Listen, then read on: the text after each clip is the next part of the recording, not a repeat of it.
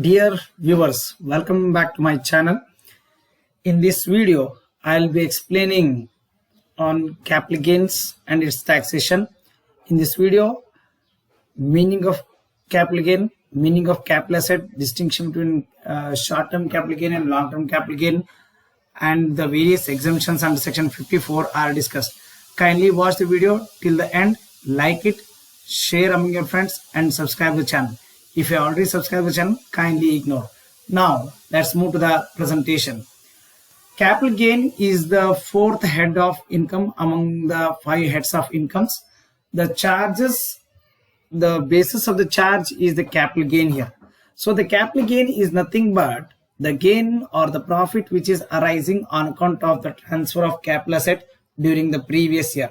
Suppose, say for example, if the capital asset owned by an assessee which is costing rupees 50,000 and if it is sold for rupees 60,000, the difference between 60,000 and 50,000, that is 10,000, is considered as the capital gain here, and which is chargeable to tax here. So now let's look into certain conditions for charging the capital gain tax here. The assessee must be the owner of the property during the previous year. Suppose, say for example, if the assessee is the beneficiary of the property, then if he sells, then in such case he is not liable for any capital gain tax here. And there should be transfer of capital asset during the previous year. If it is given on a rental basis, etc., then it is not subject to any capital gain tax. The profit or the gain should be the result of from such a transfer of the asset during the previous year, and such a profit may be adjusted against the exemptions if any claimed in section 54 here. So now let's understand what is the meaning of the capital asset here. In a very simple words, the capital asset means it is nothing but the property which is owned by the assessee. So in other words, to say, it is any asset of any kind of movable or immovable, fixed or floating, tangible or intangible, which is owned by the assessee during the previous year. However, the term capital asset does not include the stock in trade, consumable stores, or the raw materials for the business purpose, personal effects of the assessee exclusively meant for personal purpose, like it may be like a refrigerator, television, or it may be like a car, scooter, or any other vehicle, or maybe like cooking utensils, household articles, furniture, etc. They are not included in the term capital asset. However, the personal effect including the like jewelries, etc., such things are chargeable tax, that we shall see in the subsequent slides here. So now let us classify the capital asset. So they will be classified into 2 types. One is a financial asset and another one is non-financial asset. So this is the classification on the basis of the nature of the asset. So financial asset means it is an asset of the like bonds, shares, stocks, etc. here. Whereas a non-financial asset means any asset which is not which is beyond the term of the financial asset, like it may be like the machinery, or it may be like building, land, etc. here. So the one more classification of the capital asset may be based on the basis of the holding period. So they will be classified into 2 categories, that is, one is a long-term capital asset and another one is short-term capital asset. So here the long-term capital asset means any asset which is held by an assessee for more than 36 months in case of non-financial assets and more than 12 months in case of financial asset is considered as a long-term capital asset. Whereas the short-term capital asset means any asset which is held by an assessee for less than 36 months in case of non-financial assets and less than 12 months in case of financial assets. So such asset will be called as a short-term capital asset here. So now let's classify the capital gains here. So the capital gains will be classified into 2 categories. One is a long-term capital gain and another one is short-term capital gain. So now let us understand what is the meaning of long-term capital gain. It's very simple here. Any gain which is arising by transfer of a long-term capital asset during the previous year by the assessee is called as long-term capital gain. Whereas a short-term capital gain means any gain which is arising by transfer of a short-term capital asset, so that is called as short-term capital gain. So when you are determining the whether the gain is long term or short term, you need to concentrate on the holding period of the asset by the assessee here. So now let's distinguish between a short-term capital gain and the long-term capital gain here. So the long-term capital gain, as already told you here, it is the gain which is arising by transfer of a long-term capital asset. In case of non-financial assets, more than 36 months. In case of financial assets, more than 12 months. Whereas any gain which is arising on account of transfer of short-term capital asset is called as a short-term capital gain. Then in case of the long-term capital gain, indexation is optional for all assets. However, indexation is not applicable to debentures here. Indexation is a very simple words, converting the original cost of the asset into its present cost here. Whereas no indexation is applicable for computing the short-term capital gain. The long-term capital gain is taxed at a flat rate of 20% with the indexation and at 10% without the indexation. So in case of the short-term capital gain, this will be included in the total income of an assessee and which is taxed at the normal rate of tax depending upon the total income of the assessee. So in other words, to say, the amount of a long-term capital gain will not be included in the total income for the purpose of ascertaining the tax liability of an assessee here. The long-term capital gain are exempted under section 54 to 54H, but whereas the short-term capital gain is exempted only under section 54B, 54D and 54G.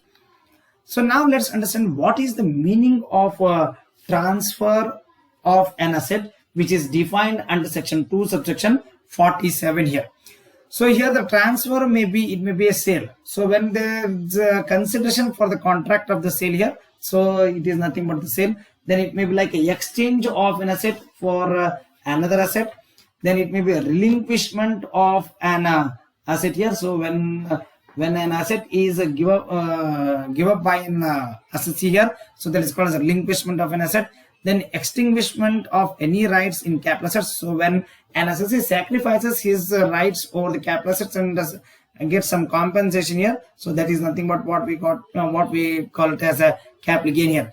Then a compulsory acquisition of a capital asset during any law. Suppose, say for example, if there's any construction of a quadrilateral highway and if the government acquires or the purchases the land of the villagers, so in such case the government has to pay compensation, and such compensation is also chargeable tax under the head of capital gain here. Then here the maturity or redemption of the zero coupon bonds, then it may be like convenient or treatment of capital asset into a stock in trade. So that is also considered as the transfer of capital asset. Then any transaction, whether by way of acquiring shares in or by way of becoming a member of a cooperative society, company or other association of persons. So in such case, all these will be considered as the capital asset here. So now let us discuss some important terms which are referred under the capital gain here. Like it may be like a cost of acquisition. In a very simple words to say, the cost of acquisition is nothing but the price at which an asset is acquired by the assessee during any previous year. At the time of the purchase, the assessee may incur certain other expenses like installation charges, or he may pay freight charges, or he may pay the registration charges, etc. So these are all one-time expenditure which are incurred at the time of purchase, and all such one-time expenses, they will be included in the cost of the asset. Then a fair market value. Here fair market value means it is the reasonable price at which an asset can be sold by the assessee during any previous year here. So in other words to say, here the fair market value is nothing but it is in relation to the capital asset, which means the price that the capital asset would ordinarily fetch on the date of the sale in the open market. So that is what we call it as a fair market value. So here, while computing the long-term capital gain, the fair market value prevailing as on the date of 1/4/2001 is to be considered here. Then indexing. Here indexing means it is converting the purchased or the acquired price of the asset into its present cost by using the index numbers for due to the inflation. Suppose, say for example, a property or a building which was purchased by an SSC for the year 2010 may be costing rupees only 5 lakhs, but the value of the same building as on today, it may be changing. So here we need to convert the cost of the assets into its present cost in order to have provide a proper comparison of the price by using the cost inflation index numbers. And these index numbers, they are determined by the CSO, that is Central Statistical Organization. Then now let's see indexed cost of acquisition here. It means the converting the purchased or the acquired price of an asset into its present cost by using index numbers for inflation. The index numbers used in such conversion are called as cost inflation index. We call it in short CII. Then indexed cost of improvement. Say for example, an assessee might have constructed a house property having a 2 BHK. In the subsequent years, he may add, say for example, assume that he has purchased a house, he has constructed a house property in 2005, and he may add 2 more rooms in 2010. So the cost of improvement which is incurred by an assessee in 2010, assume that the amount is 3 lakhs. So the cost of improvement as of now, it will vary. So in order to ascertain the true cost of improvement incurred by an assessee, by applying the cost inflation index number, there will be conversion of the cost of improvement into its present cost. In other words, to say, indexed cost of improvement is nothing but converting the cost of improvement into its present cost by using the index numbers for inflation. So these two, that is indexed cost of acquisition and indexed cost of improvement, both will be deducted from the selling price of the capital asset here, so that we are going to arrive at the gross capital gain here. So now let us look into certain exemptions which are applicable usually for the long-term capital gain under section 54. So here the section 54 deals with the transfer of a residential house property during the previous year. So this section can be claimed by the individual as well as the HUF, and such a property, such a residential house must be held by an assessee for more than 36 months. In other words, to say it is a long-term capital asset here. So he needs to make investment of the capital gain which is arising by transfer of the capital asset here, and the new investment should be in residential house only. So here he should, in order to claim the exemption, so the exemption will be allowed to the extent of the cost of the new house, including the amount which is deposited under a capital gain account scheme, or the amount of the capital gain whichever is less from the gross capital gain here. So here our CGS means it is an account which is opened with any scheduled bank for depositing the unutilized capital gain. Suppose, say for example, if the capital gain has arisen by transfer of the capital asset is amounted to rupees, say for example 10 lakhs, so the assessee may invest rupees 8 lakhs, whereas remaining 2 lakhs which is unutilized he can deposit in the capital gain account scheme here. So it must be invested within 1 year or 2 years before transfer of the asset. In case of construction, it is 3 years. If there is any unutilized capital gain, it must be deposited before the due date of filing of the return of income.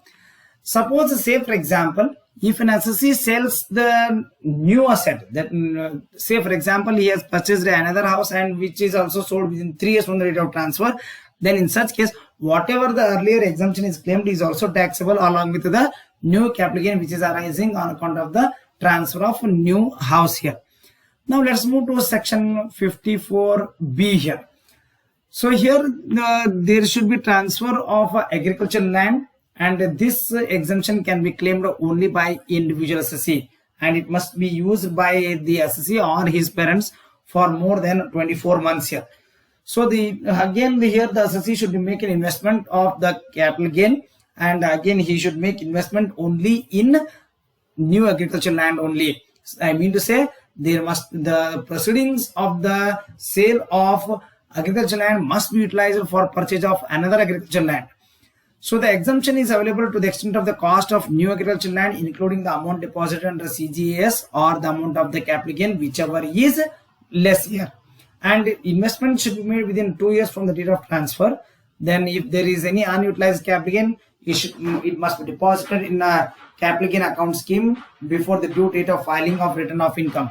So if there is a sale of new agricultural land, so whatever the exemption claimed by the assessee in the earlier, so that is also taxable along with the new capital gain which is arising by transfer of the new agricultural land here. Then the next one comes here, section 54D. So B is over now, 54D here. So the asset transfer here is land or building for industrial undertaking. So this exemption can be claimed by any assessee, and it must be held by any assessee for more than 24 months here. And whatever the amount that is capital gain can be invested here. So the new asset, again, it must be used for the purchase of the land or building which is meant for carrying on the industrial activities here. The exemption is allowed to the extent of the cost of new agricultural land, including the deposit under CGS or the amount of the capital gain, whichever is lower. The time for investment here is within 3 years from the date of transfer. Then if there is any unutilized amount, it must be deposited in the CGS before the due date of filing of return of income. And if there is any sale of new land or building, should not be transferred within 3 years from the date of purchase here. If it is sold, then earlier capital gain exempted is also taxable along with the new capital gain here. Then the next one comes here, exemption under section 54 EC here. Here there may be transfer of any long-term capital asset. So this can also be claimed by the any type of assessee, and it must be held by an assessee for more than 36 months or 12 months as the case may be. Then the amount invested by the assessee must be capital gain here. It must be invested in specified bonds. Here the specified bond means the bonds which are issued by the infrastructure companies and rural electrification bonds. So in such case, if the assessee makes investment, he can claim this exemption in section 54 EC. And the amount of exemption available here is cost of the bonds or the amount of the capital gain, whichever is less, with a maximum ceiling limit of rupees 50 lakhs. In other words, to say, it may be like a cost of bonds or the availability of the capital gain or rupees 50,000, whichever is lower is available here. Then the prescribed for investment here. So it can be noticed that the investment should be made within 6 months from the date of the transfer. And if there is any unutilized amount of the capital gain, it must be invested in CGS before the due date of filing of return of income. And if the new bonds are sold within 3 years, earlier capital gain exempted will also be taxable along with the new capital gain here. Then the next one comes here, section 54F. Here any asset other than the residential house transferred by an assessee can claim this exemption here, is eligible for exemption in section 54F. So this exemption can be claimed by the individual as well as HUF. Then such asset must be a long-term capital asset. Then the amount of investment made by the assessee should be only the net consideration. Here net consideration is nothing but the difference between the sale proceeds or selling price of capital asset and the amount of the expenses incurred for the purpose of the sale of the property. So such net consideration can be invested by the assessee in the new asset, that is residential house. So here it is available to the proportion to the net consideration invested. In other words to say, so the formula will be the amount of investment in the capital asset multiplied by the availability of the capital gain whole divided by the net consideration. So that will be the amount of the exemption here. and the period for investment will be within 1 year or 2 years from the date of transfer, or if it is 3 years in case of construction of the property. If there is any unutilized amount of the capital gain, that should be invested in, that must be deposited in the capital gain account scheme before the due date of filing of return of income.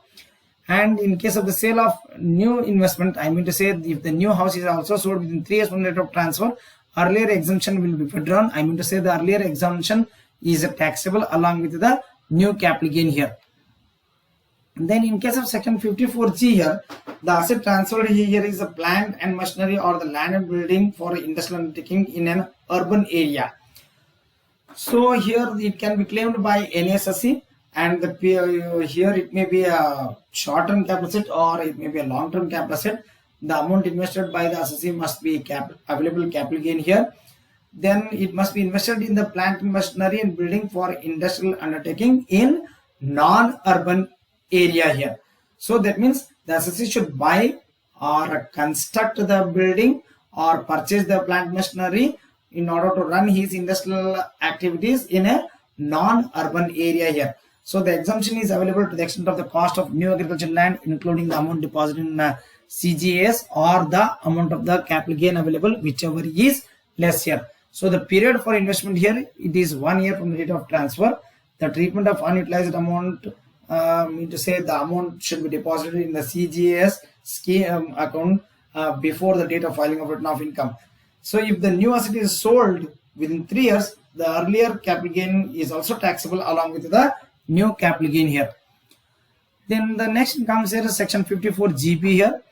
Here the asset transferred when assessee should be a residential house, but the sale proceed must be invested in the equity shares. So here the section 54 is different from section 54F and section 54GB here. So section 54GB can be claimed by any assessee, and the period of it must be a long-term capital asset. The investment should be again the net consideration here, and it must be invested in the equity shares here. So the amount of exemption is available to the extent of the amount of investment in the plant and equity shares into the multiplied with the long-term capital gain divided by the net consideration. The period here is 3 years, and if there is any unutilized amount, it must be deposited in the capital gain account scheme before the due date of filing of return of income.